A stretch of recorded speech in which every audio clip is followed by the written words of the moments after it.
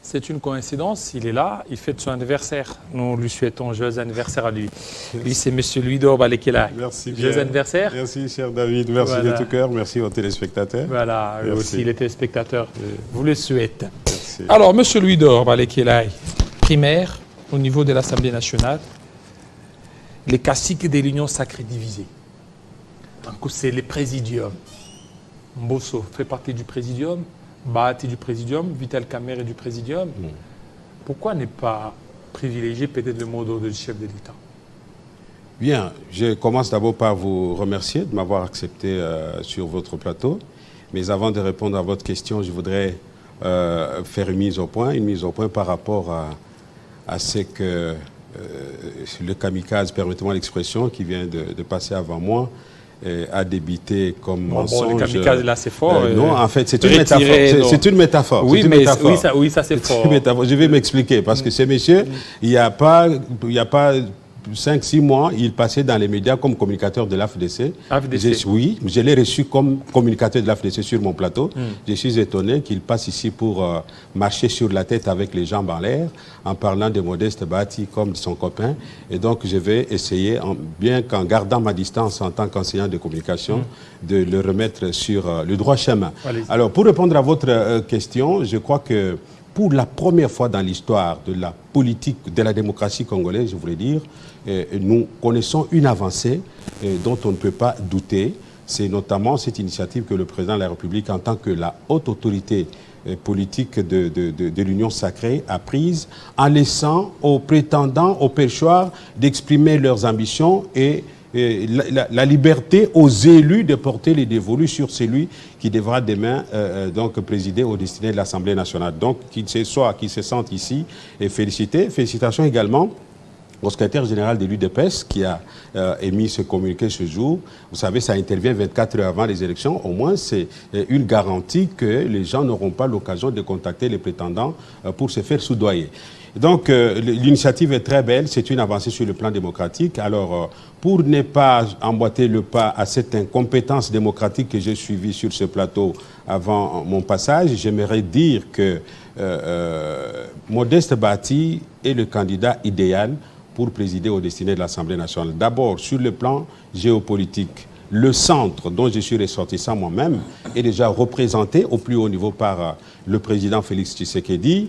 L'Ouest, qui représente l'espace Congo, est déjà représenté au niveau de la primature par Madame Judith Souminois. Et donc, il n'est resté que l'Est qui représente l'espace swahiliphone. Et là, on se retrouve en face de deux candidats d'une même province, les élus d'une même ville, de Bukavu, Modeste Bahati et Vital Kamerhe. Et donc, quand on met les deux sur la balance, il y a l'expérience politique qui démarque, qui distingue les deux. Modeste Bahati, une longue expérience politique. Il a traversé 2 ou 3 républiques et donc il a fait preuve de beaucoup de sens de leadership exemplaire en assumant les hautes fonctions de président du Sénat. Vous savez, quand on est président du Sénat en République démocratique du Congo, notre constitution qui est une émanation de la constitution française, le président du Sénat, c'est le dauphin constitutionnel du chef de l'État. Donc, tous les soupçons politiques possibles pesaient sur lui. Mais regardez comment il a défié, il a déjoué les pronostics de ses détracteurs en acceptant d'aller à des députations nationales comme nous, qui sommes des cadres de son parti.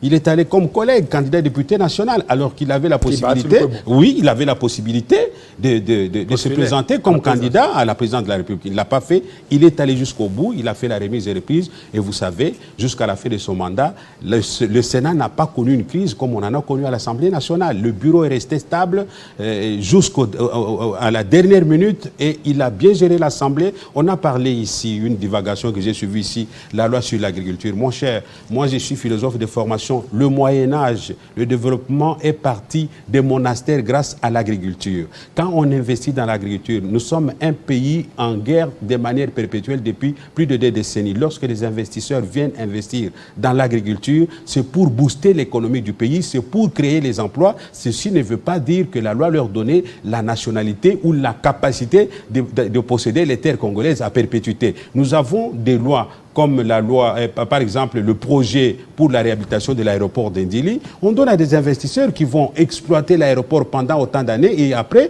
il y a toujours une clause de concession et donc aux autochtones, aux propriétaires terriens que nous sommes les Congolais. Donc ça n'a rien à voir avec cette divagation de quelqu'un qui n'a même pas eu le temps de lire le préambule de cette proposition de loi parce que ça vient d'un sénateur. Alors, je disais que Modeste Bahati, il représente l'Est, il a un ancrage politique, son parti est représenté à travers tout le pays. Il est la seule personne aujourd'hui qui est écoutée par les populations de l'Est. Je l'ai accompagné à l'Est au plus fort de la guerre d'agression du Rwanda qui soutient le M23. Il a passé un seul mot à l'aéroport, à la caméra. La population était prête à se prendre en charge.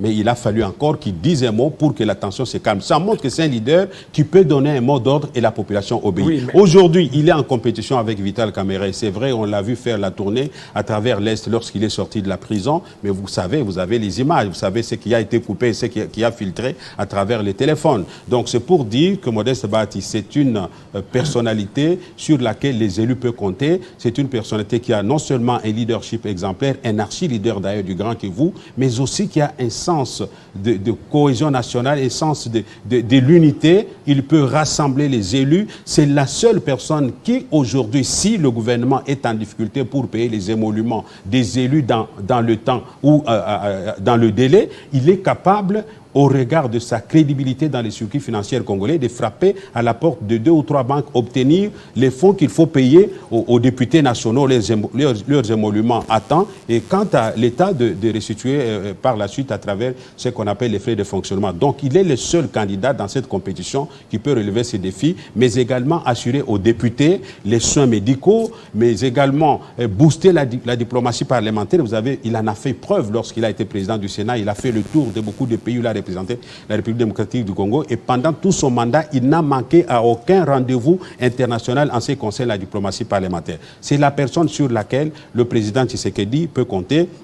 Les gens racontent que Modeste Bahati c'est un tribaliste, mais moi, je suis à ses côtés, je suis du Kasaï. Il n'y a qu'un seul espace linguistique. Non, c'est totalement faux. Je suis venu le démentir de la fort belle manière. Je l'ai fait plusieurs fois. J'en ai encore l'occasion de le faire. Modeste Bahati n'est pas un tribaliste. Sa sécurité est gérée par les Kasaïens. Son service de protocole est géré par un Kasaïen. Son service de communication, vous savez, on ne donne pas la communication à n'importe qui quand on est en politique. Son service de communication est géré par les Kasaïens. Donc, c'est pour dire que c'est quelqu'un qui n'est pas... Il faut l'approcher pour le connaître. Il ne faut pas suivre les chants de sirènes comme ce que j'ai entendu sur ce plateau pour se faire une idée négative d'une personne qui a des relations. Vous voyez qu'il a détruit même l'image du candidat qu'il venait défendre en disant qu'il ne prend pas le téléphone. Mais le numéro du téléphone de Modeste Bahati depuis des années est accessible à tout le monde, y compris aux enfants de l'école primaire. Oui, donc les députés peuvent l'appeler à tout moment lorsqu'ils ont des problèmes. Il va répondre. Un problème de probité morale. Qu'est-ce que vous appelez probité morale? Je pense que donc probité morale, selon votre prédécesseur, c'est que Mbosso, c'est le moindre mal. Mbosso, il n'a pas des ambitions présidentielles, contrairement peut-être à Modeste Bahati, c'est un collaborateur sincère du président Félix Tshisekedi. Donc, ce sont des hautes personnalités du pays à leur niveau. Ils savent comment donc arrondir les angles par rapport à l'avenir. Mais je vous dis que s'il avait des ambitions présidentielles, il les aurait manifestées en 2023 parce qu'il en avait la possibilité, il en a les moyens. Bahati a les moyens et ce sont des biens qu'il a acquis de la très bonne manière, raison pour laquelle il ne les cache jamais. Il a commencé ses affaires en vendant les peaux des vaches à la société Bata qui fabriquait les souliers à l'époque, et de là il est parti jusqu'à aujourd'hui. Il ne cache pas ses biens parce qu'il ne les a pas volés comme les autres dont on connaît, n'est-ce pas, l'histoire, dont les palmarès sont connus, et donc les députés ont tout intérêt à opérer ce choix sur Modeste Bahati par rapport à Vital Kamerhe, bien qu'étant du même espace linguistique. Vital Kamerhe, je ne veux pas entrer dans le dossier des 100 jours, je ne suis pas venu faire un procès ici, mais la population en sait quelque chose. Mais s'il faut prendre un petit fait le plus récent, le président de la République, en vertu des pouvoirs constitutionnels qui sont dévolus, décide qu'après la démission du gouvernement Samalou Kondé, que les ministres en fonction expédient les affaires courantes. Vital Kamerhe a été le seul membre du gouvernement à désobéir à l'ordre, à l'instruction donnée par le président de la République, estimant qu'il aurait violé la Constitution. C'est un fait le plus récent. Même au Conseil des ministres le plus récent de vendredi passé, vous avez les images, vous ne le verrez jamais. Et pourtant, il était membre du gouvernement. Alors, qu'est-ce qui vous garantit que demain, s'il est à la tête de l'Assemblée nationale, il ne peut pas y avoir une crise institutionnelle entre l'Assemblée nationale et l'institution présidentielle? Donc, ce sont des petits faits. C'est un homme d'État pour qui j'ai beaucoup de respect. Pour qui j'ai beaucoup de respect. Je ne peux pas parler ici de lui, de sa personne à mal, mais j'évoque des faits en ce qui concerne les aspects politiques de son agir. Vous comprenez? Je n'entre pas dans sa vie privée, j'évoque des faits politiques dans sa façon de dire. Pour dire qu'il y a des problèmes, il y a quelque chose qui cloche dans sa façon de faire la politique, il y a des actes qui posent, qui peuvent créer une certaine suspicion et lui faire perdre la confiance, notamment ce que j'évoque. Donc, Modeste Bahati reste sur la balance. Par exemple, au niveau des PCR, il a oui, j'ai entendu celui qui m'a précédé sur ce plateau, en train encore de divaguer en disant que Modeste Bahati n'a pas un poids politique. C'est le seul parti actuellement, après l'UDPS ou avec l'UDPS, le mieux installé à travers le pays. Aujourd'hui, si on envoie Christophe Mbosso à Massissi faire un meeting, si on l'envoie à Rutshuru, à Bunagana et consorts, ou même à Goma, à Bukavu pour faire un meeting afin d'appeler la population à se prendre en charge, il ne sait même pas par où commencer. Il n'aura même pas 5 personnes pour l'accueillir. À l'Assemblée nationale, les assistants parlementaires pleurent au jour le jour. Mais Modeste Bahati est parti. Il a triplé les salaires des agents. Il a modernisé les bureaux et l'administration de l'Assemblée nationale. Donc c'est qu'un modèle de gestion parlementaire dont le président de la République peut, bien entendu, se servir pour pouvoir réussir son mandat. C'est un mandat stratégique, il y a des réformes courageuses qui demandent quelqu'un qui a la capacité de rassembler, quelqu'un qui a l'esprit d'écoute, quelqu'un qui décroche les téléphones même à 2 h du matin pour écouter les doléances des députés et rencontrer leurs préoccupations. Donc c'est le seul candidat. J'invite les élus de toutes tendances confondues. D'ailleurs, constateront que c'est quelqu'un qui traite les élus de manière égalitaire. Il n'y aura ni ceux de l'opposition ni ceux de la majorité. Ils auront les mêmes avantages. Ils auront à travailler dans les mêmes conditions et ils ont quand même... Alors pour terminer, PCR de Vital Kamerhe, c'est vraiment un poids au niveau de l'Assemblée nationale. Vous voulez parler des l'UNC du PCR? PCR, non, je dis... C'était un chantage. Oui, c'était un chantage créé au lendemain des élections pour pouvoir obliger le président de la République à donner la primature. Mais je crois que le poids avec les députés que l'AFDC vient d'avoir à la suite de la correction des erreurs matérielles par la Cour, nous sommes en droit de dire que nous avons un poids politique, contrairement à cette incompétence démocratique que j'ai entendue sur ce plateau avant mon arrivée, de quelqu'un qui n'a pas la notion de poids politique, qui croit que ça ne joue pas en politique. Je crois que vous avez bien fait de réduire les limites de sa sous-information en ce qui concerne la notion démocratique de poids politique. Merci beaucoup Louis-Dor Balekela. Et merci à vous fidèles téléspectateurs. Vous avez raison de nous suivre. Restez branchés sur Télé 50 tout à l'heure, la grande édition des Grâces à Lambeau. Restez sur Télé 50.